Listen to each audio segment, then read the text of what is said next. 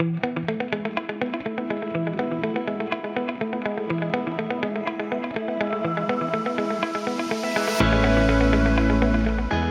안녕하세요.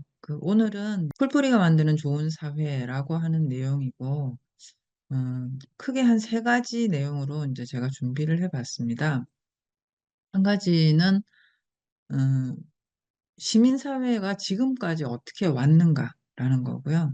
그리고 지금 우리가 살고 있는 시대가 어떤 환경이 있는가. 그리고 세 번째는 이 시민사회가 지금 같이 우리가 도모해 볼 수 있는 일들이 어떤 게 있을까. 이런 이제 세 가지 고민을 오늘 말씀을 좀 드리려고 합니다. 그 전에, 어, 이게 이제 2023년에 나온 책이에요. 그런데 시민사회 운동의 미래는 있는가? 라고 하는 제목의 책입니다. 물론 이제 이 책의 내용들에 보면 많은 유의한 고민들도 많은데요. 15쪽에 보면은 이제 이런 부분이 있습니다. 한국 시민사회 운동이 지금 쇠락과 쇠퇴라고 하는 절체절명의 시간을 마주하고 있다. 젊은 활동가들이 들어오지 않고 들어와도 쉽게 떠난다. 뭐, 중장기 과제는 우선순위에서 밀리고 피로감이 정점으로 치닫고 있다. 이런 얘기들 합니다. 그래서 꼭 이 책의 이런 표현뿐만 아니라 시민사회 운동 자체가 지금 이제 최근에는 또 우리나라에서 나타나고 있는 정치 현상 중에 하나가 각 정당에 가입하는 당원 숫자가 예전에 비해서 질적으로 엄청나게 늘었습니다. 그러다 보니까 이제 시민사회 시대는 간 거 아닌가. 그리고 뭐 정당이 그 자리를 대체하는 게 아닐까? 또는 뭐 이제 이거 한참 된 얘기기는 하지만 온라인에서 뭔가가 이루어지는 게 아닐까? 뭐 이런 얘기들이 많이 됩니다. 그런데 과연 이게 그런가? 라는 생각을 저는 해보게 됩니다. 오늘 이제 제가 지금까지 시민사회가 어떻게 살아왔는가라는 얘기가 여기에 대한 한 대답이 될 수 있을 것 같아요. 이거는 이제 경기도 시민사회 활성화와 공익활동 증진에 관한 조례입니다. 이 조례에 보시면 제2조 정의라는 게 있습니다. 여기에서 2번을 보시면 시민사회란 시민, 법인 또는 단체 등 공익활동을 하는 주체와 공익활동의 영역을 말한다. 이렇게 돼 있거든요. 그런데 과연 시민사회가 공익활동만 하는 영역인가에 대해서도 우리가 좀 생각해 볼 필요가 있습니다. 예를 들어서 우리 주변에는 지금 협동조합도 있고요. 사회적 기업도 있고 마을 기업이라는 게 있습니다. 그러면 이런 사회적 기업이나 아니면은 일종의 이제 사회적 성격을 갖는 가치나 지향을 가지고 있지만 조직의 형태는 협동조합이거나 또는 이제 마을 기업이거나 이런 기업들은 기본적으로 영리 행위를 해야 합니다. 영리 행위를 해야 조직이 지속 가능하거든요. 그러면 영리 행위와 공익 활동이라고 얘기를 하는 것이 꼭 배치되는가? 그렇진 않죠. 영리 행위를 하는 공익 활동도 가능합니다. 그리고 또 이렇게 우리가 물어볼 수도 있죠. 예를 들어서 어떤 벤처 기업이 있다. 근데 이 벤처 기업은 돈을 벌 목적으로 한다. 그런데 최근에 보면은 리사이클링이라는 게 있잖아요. 예를 들어서 그런 이제 창업 기업들이 있어요. 왜 캔, 일회용 캔을 돈을 주고 수거를 해가지고 쭉 수거를 한 다음에 그거를 다 모아가지고 재활용을 하는 겁니다. 근데 재활용을 해가지고 이윤을 창출을 하는 사업들을 하고 있거든요. 그러면 그런 이윤 창출 목적의 벤처 기업들이나 이런 기업들의 활동이 결과적으로 공익 활동적 결과를 내는 거죠. 공익적 결과를 내는 겁니다. 이윤을 추구하기 위해서 했던 어떤 행위의 결과가 공익적 결과를 내기도 한다는 거예요. 그래서 이 공익활동이라고 하는 것이 좀 우리가 좀 넓게 생각해 볼 필요가 있지 않는가. 반드시 의도도 공익적이어야 되고 결과도 공익적이어야 되는가. 이런 이제 고민들을 좀 해볼 필요가 있습니다. 그리고 이제 이 정의의 삶을 보면 시민사회 활성화란 사회 전반에 걸쳐 공익활동이 활발하게 일어나며 이를 촉진하기 위한 제도적 기반과 사회적 지지가 폭넓게 확보된 상태를 말한다. 이런 이제 정의도 있어요. 그러니까 제가 지금 이 공익활동 증진조례를 트집을 잡아보자는 게 아니고요. 이제 우리도 같이 한번 생각을 해볼 때가 됐다는 겁니다. 예를 들어서 활성화다 하면 이건 뭔가 되는 거잖아요. 과정을 의미하는 거라는 거죠. 그런데 여기에 정의해 보시면 "확보된 상태를 말한다." 이렇게 돼 있잖아요. 그러니까 마치 시민사회 활성화라고 얘기를 하는 것이 우리가 도달을 해야 되는 어떤 상태이고, 그래서 뭔가를 막 해 가지고 지금하고는 굉장히 다른 어떤 상태에 이르르면은 그게 활성화라고 볼 수 있는가라는 거예요. 그거보다는 우리가 살아가는 이 생활 세계의 모습들은 사실 끊임없이 과정이 있는 거죠. 다양한 과정이 있고요. 또 새로운 어떤 실험들은 이 모범적인 어떤 사례로 확립이 돼 가지고 확산이 되기도 하지만, 어떤 실험은 또 실패해요. 그러면은 또 다른 사람들이 그런 시도들을 보고 또 새로운 시도들을 또 하는 거죠. 그러니까 이런 방식의 우리가 과정 중심적 사고를 좀 할 필요가 있지 않는가. 그 결과 중심적 사고가 아니고 목적 지향적이거나 좀 인제 그런 부분들에 대해서 고민을 좀 우리가 이제는 해볼 때가 됐다. 요런 걸 생각해 보면서 이제 본론에 들어가도록 하겠습니다. 첫 번째, 지금 시민사회라고 했는데 지금까지 시민사회에 대한 얘기인데요. 좀 전에 제가 보여드린 책에서 얘기를 하는 지금 쇠퇴와 쇠락에 직면한 시민사회 운동이 대체 어느 영역을 말하는 것일까라는 걸 생각을 제가 좀 해 봤는데, 사실 그 책이 염두에 두고 있는 시민사회 운동은요, 1990 년대 전후 창립이 된 전문가하고 활동가 중심의 어떤 대변형 운동을 말하는 게 아닌가 싶어요. 그러니까 여기에서 인제 이 대변형 운동이라고 하면은 쪼끔 용어가 어려우실 수도 있는데요. 영어로는 advocacy를 말하는 겁니다. 그러니까 누군가를 대신해 가지고 그 사람들의 이익이라든지 아니면은 주장을 대변한다는 거예요, 말 그대로. "내가 대변해 드릴게요." 하는 것처럼. 그러니까 그런 인제 단체나 운동이 지금 "어려움에 처해 있다."라는 고민을 토로했는데, 그거를 시민사회 운동이라고 하는 음. 그것도 물론 시민사회 운동의 한 부분이겠죠. 근데 이걸 마치 전부인 것처럼 얘기하는 게 아닌가, 그건 좀 오류가 있는 것 같다라고 생각을 합니다. 우리가 1987 년에 민주화를 하기 전에는 '한국이 민주화되어야 되겠다.'라고 해서 어 인제 민주주의를 얻기 위한, 쟁취하기 위한 운동들을 열심히 했습니다. 근데 인제 그 활동들을 했던 분들이 민주화가, 우리가 민주주의 헌법을 채택을 합니다. 그렇게 하고 난 다음에 분화가 되거든요. 한 그 지류 흐름은 인제 민중운동이라고 하는 쪽으로 인제 아주 자리를 잡습니다. 또 민중운동 또는 사회운동이라고 할 수 있겠죠. 뭐 노동조합 활동이라든지 아니면 농민회 활동이라든지 아니면은 뭐 빈민 활동이라든지 인제 이런 그 활동들로 나가게 되고요. 또 한 부류 한 흐름은 1990 년대를 거치면서 시민운동이라고 하는 걸 주창을 합니다. 이때 이분들이 얘기했던 시민은 우리 헌법에 따라 가지고 기본권을 갖는 주체로서, 권리 주체로서의 시민을 얘기를 하는 거예요.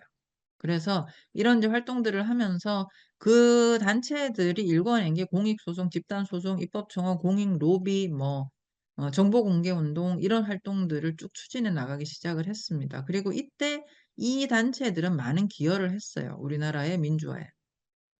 근데 이제 대략 여러분들이 알 만한 단체들을 중심으로 연혁을 쭉 제가 정리를 해 봤는데요. 이 시민사회 운동의 인제 큰 축을 담당을 하는 게 여성운동 계보입니다. 여성운동은 인제 1987 년에 여성민우회가 만들어졌고요. 그다음에 또 1987 년에 한국여성단체연합이 창립이 됩니다. 그리고 여성의 전화가 1983 년에 만들어졌던 것이 2009 년에 한국여성의 전화로 개편이 되죠. 그다음에 또 한 인제 흐름이 환경운동 쪽입니다. 그래서 이 환경운동이 인제 1988 년에 그 공해추박연합, 공추련이라고 하는 단체에서 1993 년에 환경운동연합이 만들어지고요. 1991 년에 녹색연합이 만들어집니다. 그러면서 인제 1990 년대에 환경운동에 의제를 적극적으로 던지기 시작을 했고요. 그다음에 또 한 영역이 인제 언론 개혁 운동이 있었죠. 그래서 언론개혁 시민연대가 1998 년에 창립이 됩니다.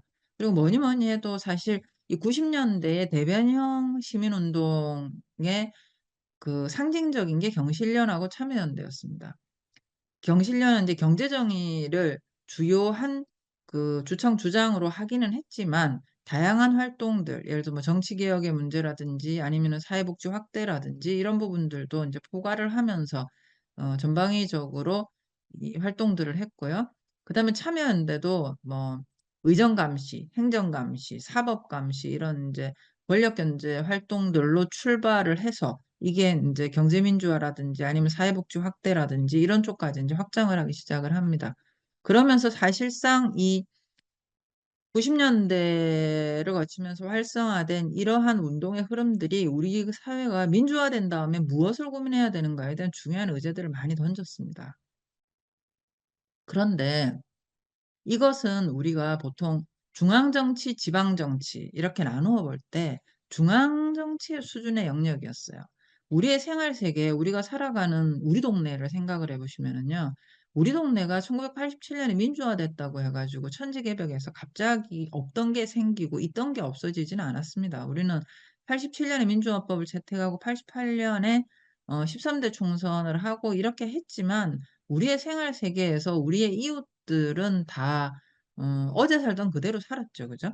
그런 면에서 봤을 때 이 민주화 이전에 우리의 생활 세계에 있었던 모임이나 단체들은 대충 이 여러분이 인제 보시는 기준으로 왼쪽이죠.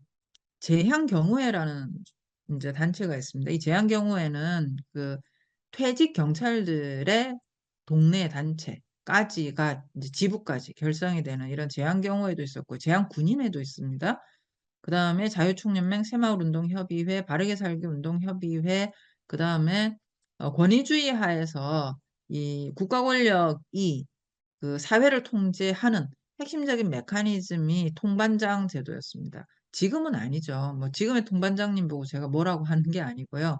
예전에 우리나라가 민주화되기 전에는 중앙정부에서 뭔가를 결정을 하면은 이걸 행정체계를 쭉 타고 와 가지고 인제 동네까지 어떤 정책을 시달을 하고 동원하고 이런 역할들을 하는 핵심 골간 역할들을 했었죠, 그 당시에는. 근데 민주화가 됐다고 해서 이 단체들이 없어졌냐면 그렇지 않다는 겁니다. 이 단체들의 제가 역사도 쭉 정리를 해본 건데요. 이게 제한군인회라고 하는 단체는요. 1952 년에 만들어져요. 이게 한국 전쟁 당시에 만들어지는 겁니다. 그리고 자유총연맹이라고 우리가 알고 있는 그 단체의 전신은 한국반공연맹이에요. 그리고 반공연맹은 1954 년에 만들어졌고요. 법적으로 지원을 받기 시작을 한 건 63 년부터입니다. 그다음에 제한경우회라고 하는 것도 60 년에 만들어지고요. 73 년부터 법적 지원을 받게 됩니다. 새마을운동 경우에도 1972 년에 만들어지고 80 년에 조직육성법으로 지원을 받고요. 바르게 살기 운동 조직은 지금 우리가 알고 있는 이름이 원래는 사회정화운동 조직이었어요. 그래서 이 사회정화운동 조직은 처음 만들어질 때부터 법적 지원을 받았습니다. 그러니까 이런 오래된 50 년대 만들어지고 60 년대 만들어지고 70 년대 만들어지고 80 년대 만들어진 이 조직들은 상층 조직으로 있었던 게 아니라 지금으로 치면은 광역시도에서 시군구로 해 가지고 읍면동까지 다 뿌리 조직을 가지고 있는 상태에 마치 우리 사회가 거대한 어떤 나무의 나이테처럼 이렇게 만들어져 있는 상태에서 우리는 민주화를 맞이했습니다. 그랬기 때문에 어 중앙 권력이 민주화됐다고 하더라도 우리의 생활 세계의 영역은 오래된 어떤 그 조직, 그러니까 정부의 후원을 받거나 지원을 받거나 지시를 받은 경험이 굉장히 오래된 이런 단체들의 동네 조직들 속에서 우리가 민주화 이후의 생활을 같이 하게 된 거죠. 그러면 그리고 인제 1990 년대를 거쳐 가지고 중앙 수준에서 앞서 얘기를 했죠. 환경운동연합이라든지 참여연대라든지 경실련이라든지 이런 단체들이 만들어졌지만 이런 조직들은 시군구 조직을 가지고 읍면동 조직을 가지고 작동된 게 아닙니다. 그냥 중앙 정치에서 언론을 대상으로 또는 국회를 대상으로 또는 정부를 대상으로 활동을 했던 거죠. 그러면 인제 이 우리의 생활 세계 주변에 어떤 단체 지형이랄까 이런 게 변하기 시작을 한 건 2000 년, 2010 년경을 지나면서예요. 이때 인제 크게 보면은 이 생활 세계의 시민사회 지형이 한편으로는 경합적 지형으로 변합니다. 경합적이라고 얘기를 하는 것은 뭐 다소 진보적, 다소 보수적 이렇게 말할 수도 있고요. 이런 인제 성격을 좀 달리하는 단체들이 동네에서 인제 경합한다는 거예요. 서로 경쟁도 하고 때로는 서로 견제도 하고 가끔은 갈등도 하고 인제 이런 관계들로 만들어지는 것이 인제 이 시기를 거치면서예요. 예를 들어서 인제 아까 왜 90 년대를 거치면서 일종의 민주화 운동 세력들의 민주화 이후 버전으로 만들어진 그런 계보들이 있었다면 1990 년대가 지나고 2000 년대가 되면서 상대적으로 보수적인 입장을 가지고 있는 분들도 그런 조직들을 만들어요. 그러면서 뭐 바른사회 시민회의라고 하는 게 2002 년에 만들어지고요. 뉴라이트 전국연합이라고 하는 단체가 2005 년에 만들어지고요. 그다음에 한국 시민단체 네트워크라고 하는 것도 인제 그분들이 만드는데 2006 년, 2009 년에는 좋은 학교 만들기 학부모 모임이라고 하는 게 만들어집니다. 이 좋은 학교 만들기 학부모 모임은 당시 인제 이분들이 초창기에 많이 문제 제기를 했던 것이 뭐냐면은 어 정교조 운동이라든지 참교육 학부모 모임 이런 부분 이분들이 주창을 했던 일련의 그 교육적 지향에 자신들은 동의를 하지 않고 "독자적인 지향을 갖겠다."라고 하면서 만들어진 거고요. 그다음에 이게 인제 2012 년이 되면 뭐 이렇게 여러 단체들이 또 범시민사회단체 연합 이렇게 하면서 좀 인제 시민사회 내에서도 이 보수적인 입장의 단체들은 원래는 이런 조직들을 중심으로 움직이지 않았어요. 그랬는데 인제 2000 년대를 거치면서 이런 이제 스스로 자기 조직화를 하게 돼서 이 상층 중앙 정치 수준에 있어서도 일종의 목소리 경합적 목소리 지형을 만들게 되는 거고요. 한편으로 우리의 생활 세계 주변에서 영향을 많이 미쳤던 게 이런 법들입니다. 일단 2000 년에 비영리 민간단체 지원법이라고 하는 게 만들어지면서 이 비영리 민간단체들이 인제 등록을 하게 되면은 공식적으로 지원도 받고 인제 법적 보호도 받을 수 있는 이런 인제 길이 열리게 되고요. 2007 년에 사회적 기업 육성법이 제정이 됩니다. 그러면서 우리나라의 어떤 그 영리 기업 중에서 그 사회적 기업이라고 하는 영역이 만들어지고요. 2011 년에 당시 인제 그 행안부에서 마을 기업 육성 사업 시행 지침이라고 하면서 우리나라 정책 언어에 처음 마을이라는 말이 들어가게 됩니다. 들어가게 되고 2012 년에 협동조합 기본법이 제정이 됐고요. 2012년 같은 해에 마을공동체 지원조례라고 하는 게 서울시에서 처음 제정이 됐고 어 전국적으로 확산이 돼서 들어갑니다. 2013 년에는 도시재생법이 제정이 되면서 도시재생과 관련된 중간 지원 조직도 만들어지고 관련해 가지고 이 상향식 도시 재생 개념들이 인제 등장을 하게 되는 거예요. 그러면서 동네의 여러 가지 모임이나 단체들이 수평적으로 서로 논의를 해 가지고 도시 재생에 대해서 어떤 제안을 하게 되면은 관이 그거를 받아들여 가지고 채택을 하고 채택을 하면은 어떤 재정적인 지원도 하고 뭐 이런 형태의 모델들이 만들어지기도 하죠. 그리고 2021 년에는 지방자치법이 전부 인제 개정이 되면서 주민자치라고 하는 게 인제 실질적으로 명시가 되는 주민자치회가 들어갔다는 게 아니고요. 주민자치 이념이랄까? 이런 부분들이 전문에 들어가게 됩니다. 이러면서 우리의 생활 세계에서도 변화가 좀 일어나게 되는 겁니다. 그래서 과거에는 우리 동네에 무슨 단체 뭐 그런 거 있었잖아요. 무슨 예전에는 연탄도 나누고 그다음에 짜장면 나누고 뭐 이런 인제 나눔 활동들이나 아니면 겨울에는 김장을 해서 나누고 이런 활동들을 할 때는 대체로 앞서 보여드렸던 민주화 이전의 연원을 갖는 단체들의 활동 영역이었죠. 그렇지만 인제 2010 년대, 2020 년대 그 시간들을 인제 거치면서 우리 동네에도 좀 다른 시민들의 모임들이 많이 만들어지기 시작을 해요. 그래서 이 등록 비영리 단체 수가 2000 년부터 2023 년까지 보면 한 6배 정도 숫자가 늘었고요. 이 비영리 단체는 중앙행정기관 등록도 가능하고 시도 등록도 가능하잖아요. 여기 보시면 압도적으로 시도 등록 단체의 숫자가 많습니다. 그러니까 중앙 등록 기관이 아니라 시도 단위에서 많은 새로운 시도들이 인제 일어나게 된다는 겁니다. 그러면서 이 앞부분 이제 첫 번째 파트에서 제가 말씀드리고자 하는 건 하나죠. 시민사회는 1990 년대에 중앙정치 수준에서 담론을 제기를 하고 입법 로비를 하고 했던 활동으로 국한되는 게 아니고 2000 년대, 2010 년대를 거치면서 특히 우리의 생활 세계를 중심으로 한 곳에서 이 마을 공동체 조직들도 만들어지고 사회적 기업도 만들어지고 마을 기업도 만들어지고 사회적 협동조합도 만들어지고 그다음에 이 마을 공동체 활동이나 이런 뭐 도시재생 활동들도 만들어지고 이 활동들을 했던 분들이 주민자치회나 주민자치위원회에도 들어가고 이러면서 이 생활 세계의 그 시민운동의 영역들이 굉장히 다양해지고 그다음에 또는 때로는 인제 좀 성격이 다른 분들 사이에 경합적인 관계도 형성이 되는 이런 방식으로 우리가 역사적으로 만들어져 왔다는 겁니다. 그래서 제가 생각해 보기 제일 처음에 보여 드렸던 그 우울하고 암울한 시민단체의 비전이 아니고 어 저는 오히려 인제 이 민주화 이후에 한 37년 동안에 이 시민사회는 훨씬 풍부해지고 다양해졌다라고 생각을 합니다. 최근에 쪼끔 여러 가지 이유로 어려움을 겪고 있기는 하지만 이 굉장히 다양해졌다라고 보는 것이 객관적인 우리 사회 현실에 맞다. 다만 어 1990 년대에 그런 어떤 상층단체들이 적극적으로 그 시대적인 의제를 지금은 뭐 "성평등 문제가 중요합니다. 지금은 환경 문제가 중요하니 이런 문제를 생각해 봅시다." 또는 "권력은 이렇게 민주주의 사회에서는 감시를 받아야 됩니다. 경제도 정의로워야 됩니다." 이런 담론들이 지금은 우리가 굉장히 당연해 보이지만 1990 년대에는 굉장히 새로운 의제 설정이었어요.